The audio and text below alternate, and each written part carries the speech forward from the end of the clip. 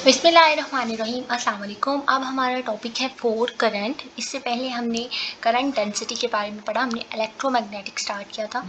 तो आपने यहाँ से जो भी हम इसका नेक्स्ट पार्ट स्टार्ट करने लगे हैं, मैं आपको बताऊँगी कि जो क्वेश्चन इंपॉर्टेंट है, क्वेश्चन किस तरह से इस टॉपिक के अंदर से आता है, तो आपने ज़रूर देखना है। तो फोर करंट क्या होता है? It is a four vector. आप देखिए, ये भी एक फोर वेक्टर है जिसकी अंदर तीन स्पेस के कंपोनेंट्स होते हैं और एक टाइम का कंपोनेंट होता है, तो उसको हम फोर करंट कहेंगे। अब it is a four vector whose three space component are those of ordinary current density. अब जो तीन स्पेस के कंपोनेंट्स हैं वो कौन से हैं? करंट डेंसिटी के हैं। और एक टाइम का कंपोनेंट है जो कि चार्ज डेंसिटी का है। अब हम इसको फोर करंट को रिप्रेजेंट करते हैं जे। अब अगर आप कंट्रावेरिएंट फॉर्म में लिख रहे हैं तो जे अपर में म्यू, और आपके पास तीन स्पेस के कंपोनेंट्स हैं और एक टाइम का कंपोनेंट है। जो स्पेस के कंपोनेंट है वो करंट डेंसिटी है और जो टाइम का कंपोनेंट है वो चार्ज डेंसिटी है। अब ये जो चार्ज डेंसिटी वाला कंपोनेंट है, ये वाला जो कंपोनेंट है ये चार्ज डेंसिटी, और ये जो टाइम का जो स्पेस का कंपोनेंट है वो जे हमने लिख लिया। अब हम इस जे एक वेक्टर है, इसको हम एक्सपेंड कर सकते हैं in X axis, Y axis, Z axis, या हम इसको ऐसे भी लिख सकते हैं J1 J2 J3। तो ये तीन स्पेस के कंपोनेंट्स बन जाएंगे। तो ये आपके पास करंट डेंसिटी का कंपोनेंट, और ये आपके पास टाइम का जो कंपोनेंट है रो सी, ये आपके पास चार्ज डेंसिटी इसको कहेंगे हम। अब जे जो है हम as a J X J Y J Z लिख सकते हैं, और ये जो रो है ये चार्ज डेंसिटी हो गया। अब ये तो कंट्रावेरिएंट फॉर्म थी। कंट्रावेरिएंट फॉर्म में हम जे म्यू रो सी जी लिखते हैं। अब कोवेरिएंट फॉर्म के अंदर हम यही वाला एक्सप्रेशन इसी तरह से लिखेंगे, लेकिन हमारा ये जो करंट डेंसिटी का कंपोनेंट है वो नेगेटिव हो जाएगा, माइनस जे हो जाएगा, और आपके पास ये फॉर्म बन के आ जाएगी। तो अब देखिए, ये तो कंट्रावेरिएंट और कोवेरिएंट फॉर्म हो गई है, लेकिन अगर आपने कंट्रावेरिएंट से कोवेरिएंट फॉर्म फाइंड आउट करनी है तो करेंगे किस तरह से? ये जे म्यू कंट्रावेरिएंट फॉर्म में पड़ा हुआ है, हमें कोवेरिएंट फॉर्म के अंदर ये फॉर्म चाहिए। तो अगर आपको एक टर्म आती है ना, मतलब अगर आपको कंट्रावेरिएंट का ये एक्सप्रेशन याद है रो सी जे, तो आप covariant form easily find out कर सकते हैं। किस तरह से कर सकते हैं? क्योंकि हम सारी ये जो जितनी भी स्पेसेस पढ़े हैं ये मिन्कोस्की स्पेस, फ्लैट स्पेसेस हैं। मिन्कोस्की स्पेस के की हमने एक इक्वेशन, एक मैट्रिक्स फॉर्म देखी जिसमें हमारे पास फर्स्ट कंपोनेंट था और बाकी सारे रो जो मैट्रिक्स के डायगोनल में कंपोनेंट थे वो -1 -1 -1 थे। ठीक है, तो अब आपने अगर इस जे म्यू की को कोवेरिएंट फॉर्म फाइंड आउट करनी है तो आप क्या करेंगे? इसकी कॉन्ट्रैक्शन करेंगे, कॉन्ट्रैक्ट करेंगे। कॉन्ट्रैक्ट कैसे करते थे कि अगर तो आपके पास हम एक अपर इंडेक्स को एक लोअर इंडेक्स को इक्वेट करते थे तो उसकी कंट्रैक्शन होती थी।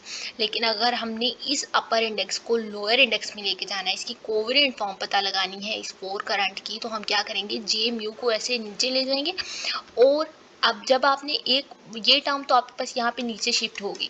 कंट्रैक्शन करते किस तरह से थे?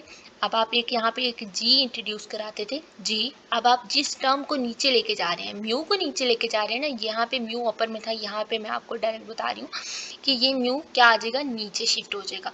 जब ये म्यू नीचे शिफ्ट हो जाएगा तो देखें आपके पास यहाँ पे म्यू शिफ्ट, जो टर्म शिफ्ट हुई है वो नीचे लिखेंगे, और उसके अगेन यहाँ पे एक न्यू टर्म इंट्रोड्यूस कराएंगे जो यहाँ भी आएगी, और जिस टर्म की कंट्रैक्शन कर रहे हैं, जो टर्म अपर में लिखी थी उसके अलॉन्ग हम उसकी जगह पे एक न्यू टर्म लिख लेंगे। अब ये म्यू तो नीचे शिफ्ट हो गया, हमने यहाँ पे एक टर्म इंट्रोड्यूस कराई वी, और ये जो हमारा जे था, अब जे की यहाँ पे तो हमने म्यू को नीचे ले आए हैं, लेकिन हम यहाँ पे जे की जगह पे ही इस तरह की एक टर्म जो यहाँ पे इंट्रोड्यूस करा रहे हैं वही यहाँ पे टर्म लिख देंगे, तो ये इसकी कंट्रैक्शन हो जाएगी। अब आप इसको वेरिएशन दे दें। सबसे पहले zero variation, G U V zero 1 1, फिर 2 2, फिर 3 3। आप देखें जी 0 0 जे 0 हो गया, 1 हो गया, 2 हो गया। अब मिन्कोस्की स्पेस के अंदर आपके पास जो फर्स्ट कंपोनेंट है वो एज अ रो, आप देखें यहाँ पे इसका जो फर्स्ट कंपोनेंट है वो रो सी होगा, और जी 0 0 का, ठीक है, ये जो जी 0 0 है ये रो सी होगा, और ये जो जे 0 J1 J2 J3 किस तरह से, ये तो एज इट इज़ आ जाएंगे। जे 0 जो है वो 1 हो जाएगा। आप देखें ये जो G11 है ये -1 होगा। अगर आपको मिन्कोस्की स्पेस टाइम याद है तो फिर तो वेल एंड गुड, आप मिन्कोस्की स्पेस की एक दफ़ा मैट्रिक्स फॉर्म जाके देख लें। मैं कोशिश करूँगी कि यहाँ पे मैं आपको साथ में, अगर मुझे जितने जल्दी हो सके मिल सका तो मैं आपको ढूंढ दूँ। तो अब आपके पास जो फर्स्ट वैल्यू होती थी वो 1 होती थी, बाकी -1 होती थी, तो G00 रो सी हो गया, J01 आ गया, G11 -1 हो गया, J1 as it is, G22 -1, J2 as it is, G33 -1, J3 as it is. अब रो सी और ये जो J1 J2 J3 है, हम इसको एज अ वेक्टर फॉर्म लिख सकते हैं और ये आपके पास -J हो जाएगा। तो ये इसकी कंट्रैक्शन वाली फॉर्म आ गई है। जब हमने इस J म्यू को कंट्रैक्ट किया कोवेलेंट फॉर्म में, तो हमारे पास 4 current in terms of covalent form आ गया। अब हमारे पास कंजर्वेशन इक्वेशन है 4 करंट डेंसिटी के लिए। अब आप पास कंजर्वेशन से पता चल रहा है कोई चीज़ जो भी 4 करंट है, जो भी कंपोनेंट्स हैं वो कंजर्व हो रहे हैं। कंजर्व होने का मतलब होता है कि वो वैल्यू 0 के इक्वल है। तो अब आपने इस 4 करंट डेंसिटी के कंपोनेंट्स को कंजर्व करना है, मतलब हम इसके ऊपर ये जो हमारे पास कंट्रावेरिएंट फॉर्म में ये जो J म्यू था, हम इसको एज अल्फा लिख रहे हैं। तो जब हम इसके ऊपर डेल ऑपरेट करेंगे तो हमारे पास इसका आंसर 0 आना चाहिए।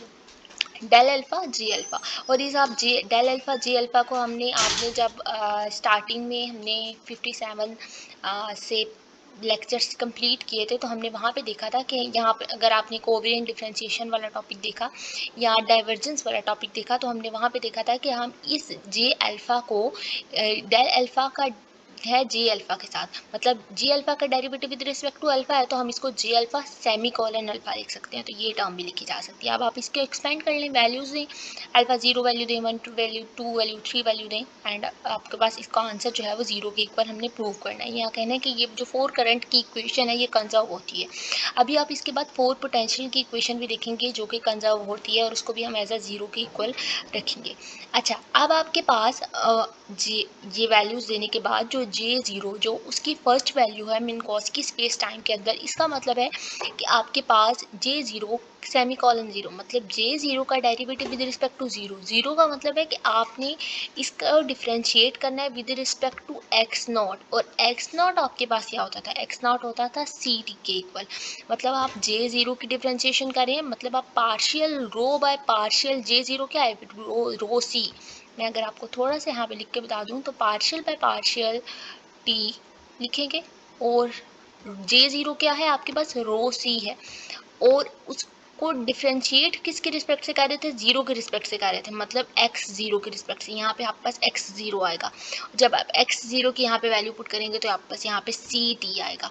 x0 की जगह मैं यहाँ पे CT लिखने लगी हूँ, इस T को मैं यहाँ ही खत्म कर देती हूँ। जब आप इसकी डिफ्रेंशिएशन करेंगे आपके पास इस टर्म CT की डिफ्रेंशिएशन करेंगे, C आपके पास बाहर चला जाएगा, ये C और ये लोअर वाला C कैंसिल हो जाएगा, पार्शियल बाय पार्शियल T, और ये रो इधर टर्म आ जाएगी। होप तो आपका कंसेप्ट थोड़ा सा समझ आ गया। इसको दोबारा से सुने अगर आपको समझ नहीं आया तो।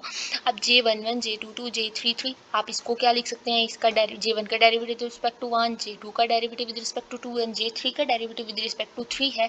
तो मतलब आप पास वैल्यूज वेरी कर रही हैं, तो हम इसको डेल डॉट J लिख सकते हैं, मतलब हम डेल ऑपरेट कर रहे हैं J के ऊपर। अब ये C कैंसिल हो जाएंगे, partial rho by partial T, del dot J equal to 0। ये आपके पास 4 करंट की इक्वेशन आ गई, इन कंजर्वेशन इक्वेशन, जो कि आपने याद रखनी है, MCQ के लिए इंपॉर्टेंट है। जो क्वेश्चन जिस तरह से आएगा मैं आपको अकॉर्डिंगली उस तरह से बताती जाऊंगी कि आपके पास क्वेश्चन आते किस तरह से, इसके अंदर से कोई ना कोई क्वेश्चन ज़रूर आता है, बार बार कह रही हूँ। अब 4 पोटेंशियल का कंपोनेंट है, जैसे आपके पास करंट डेंसिटी के अंदर 4 करंट के अंदर स्पेस के कंपोनेंट से 3 और एक टाइम का कंपोनेंट था, इसी तरह से 4 पोटेंशियल के अंदर एक टाइम का कंपोनेंट होगा, एक स्पेस का कंपोनेंट होगा, और 4 पोटेंशियल को हम A कंट्रावेरिएंट फॉर्म में लिख रहे हैं, म्यू ए म्यू से रिप्रेजेंट करेंगे, और इसके अंदर ये जो कंपोनेंट है फाई ओवर सी और ए। अब ये जो फाई है ये स्केलर पोटेंशियल होता है। अब इसके अंदर देखें स्पेस और टाइम के कंपोनेंट हैं। अब किस तरह से कंपोनेंट्स हैं, आप बस इसकी जैसे हम उसको रो सी कामा जे लिखते थे 4 करंट को, इसको हम फाई ओवर सी इंटू ए लिख रहे हैं, और ए जो है वो पोटेंशियल है, तो ए वेक्टर पोटेंशियल है और फाई जो है वो स्केलर पोटेंशियल है। अभी आपने इस एक्सप्रेशन को इस तरह याद रखनी, क्योंकि यहाँ पे बहुत ज़्यादा डिटेल तो नहीं है, लेकिन जितनी डिटेल है उतना ही याद रखें। अब ये जो स्केलर पोटेंशियल और ये जो वेक्टर पोटेंशियल है, स्केलर पोटेंशियल क्या था, फाई, और वेक्टर पोटेंशियल क्या था, ए वेक्टर। ए वेक्टर है तो उसके ऊपर उन्होंने वेक्टर का हेड भी लगाया हुआ है, देखिए वेक्टर का एरो भी लगाया हुआ है ये। तो अब आपके पास ये जो दोनों कंपोनेंट्स हैं स्केलर और वेक्टर पोटेंशियल, ये रिलेट करते हैं, किस तरह से रिलेट करते हैं, ये रिलेट करते हैं पोटेंशियल एनर्जी यू को। अब आपने एक बात याद रखनी है, अब जब भी आपके पास कोई पोटेंशियल वेक्टर के कंपोनेंट्स हैं, कोई किसी वो पोटेंशियल एनर्जी के साथ या किसी भी एनर्जी के साथ रिलेट कर रहे हैं, तो वहाँ पे कोई ना कोई कंपोनेंट चार्ज का, करंट का तो ज़रूर आएगा, वहाँ पे कोई ना कोई चार्ज तो प्रोड्यूस होगा। तो अब आपने क्या करना है कि जब भी आपके पास कोई, जब हम उसको चाहे पोटेंशियल एनर्जी के साथ रिलेट कर रहे हैं या हम किसी और एनर्जी के साथ या किसी पोटेंशियल मोमेंटम के साथ रिलेट कर रहे हैं, तो वहाँ पे चार्ज का कंपोनेंट ज़रूर आएगा। तो आपके पास स्केलर पोटेंशियल फाई था, वेक्टर पोटेंशियल क्यू ए था। जब आप उसको रिलेट करेंगे पोटेंशियल एनर्जी यू से, जब आप उसको यू से रिलेट कर रहे हैं तो आपके पास कोई ना कोई चार्ज का कंपोनेंट आएगा, कोई चार्ज प्रोड्यूस होगा, तो हम लिखेंगे यू इक्वल टू क्यू। और जब आपके पास टर्म्स चार्ज तो प्रोड्यूस होगा, अब हमने इस पोटेंशियल एनर्जी को रिलेट किस टर्म के साथ करना है, स्केलर पोटेंशियल के साथ, ठीक है। अब आपके पास u is equal to q phi होगा। जब आप इसका पोटेंशियल मोमेंटम लिख रहे हैं q, तो इसी तरह से आप लिखेंगे चार्ज तो प्रोड्यूस हुआ, लेकिन अब आप इसको वेक्टर पोटेंशियल के साथ रिलेट कर लें तो आपके पास q is equal to q A हो जाएगा। तो आपके पास दोनों कंपोनेंट्स यहाँ पे आ चुके हैं, ठीक हो गया। ये आपके पास इसके रिलेट क्या रिलेशनशिप हमने निकाल लिया। अब आपके पास जो मैग्नेटिक फील्ड होती है वो magnetic field in terms of curl लिखते हैं, तो B is equal to del cross A होता है। मैग्नेटिक फील्ड को B से रिप्रेजेंट करते हैं, और ये इसको in terms of vector potential define कर रहे हैं, तो वेक्टर पोटेंशियल को हम A से डिनोट करते हैं, तो डेल क्रॉस ए हो गया। और इलेक्ट्रिक, ये तो हो गया magnetic field in terms of vector potential. अब electric field in terms of vector potential लिखना है, तो हम उसके ये जो डेल कंपोनेंट है इसको माइनस डेल पाई और पार्शियल ए में पार्शियल टी लिखेंगे, क्योंकि यहाँ पे बहुत ज़्यादा डिफाइन नहीं है। इसको भी आप एग्जैक्ट याद रख लें, अगर कहीं मुझे यहाँ पे मजीद आगे लगा कि इसको एक्सप्लेन करने की ज़रूरत है तो मैं कर दूँगी। तो आपके पास ये जो डेल फाई है, फाई तो हमें पता है स्केलर पोटेंशियल है, और ये जो ए है ये जो है वेक्टर पोटेंशियल है, और हमने इसको डिफाइन कर लिया पार्शियल बाय पार्शियल। देखें इसको आप डेफिनेशन भी, सॉरी, इसकी डेफिनेशन भी आप लिख सकते हैं। किस तरह से लिख सकते हैं, द स्केलर पोटेंशियल, देखें del phi, the scalar potential of किसी भी फील्ड का scalar potential is the subtraction of time rate of change of the derivative of vector potential, तो partial by partial t of vector potential.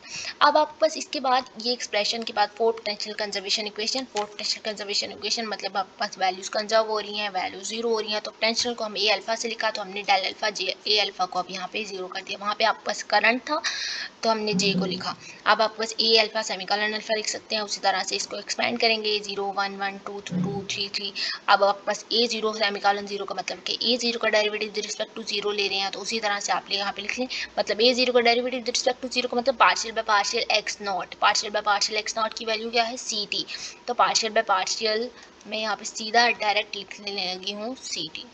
अब आपके पास A zero की value क्या है, A zero is the phi over c, ये वाला component आपके पास ए जीरो, ये आपके पास A zero phi over c, और आप यहाँ पे इसकी वैल्यूज पुट कर लें, फाई ओवर सी यहाँ पे उन्होंने डायरेक्ट पुट कर ली। अच्छा, तो अब आपके पास ये सी और सी कैंसिल हो, सी जब इधर आके डिवाइड होगा तो वन ओवर सी का स्क्वायर हो जाएगा, पार्शियल फाइव पार्शियल टी, और ये जो A1 A2 A3 है इसको हम डेल डॉट ए लिख सकते हैं, तो one over c square del five partial t del dot A is equal to zero. ये हमारे पास फोर पोटेंशियल की इक्वेशन आ गई है, और ये इक्वेशन भी कंजर्व होती है। तो होप सो आपको दोनों कंजर्वेशन इक्वेशंस अच्छे से समझ आए होंगे, ये रिलेशन अच्छे से समझ आया होगा। आपने यहाँ से जो मेन बात अच्छे से याद रखनी है, इन दोनों कंजर्वेशन इक्वेशंस को अच्छे से याद रखें, और ये आपको टर्म्स आनी चाहिए कि जब पोटेंशियल है तो हम उसको ए अल्फा लिख रहे हैं, और जब आपके पास करंट डेंसिटी का कंपोनेंट है, जब आपके पास चार्ज डेंसिटी के कंपोनेंट्स की बात कर रहे थे, फोर करंट की बात कर रहे थे, तो हम वहाँ पे हम बस क्या करेंगे, जे टर्म लिख लेंगे ए के रिप्लेसमेंट पे, और इसी तरह से इसकी कंजर्वेशन इक्वेशन को फाइंड आउट कर लेंगे।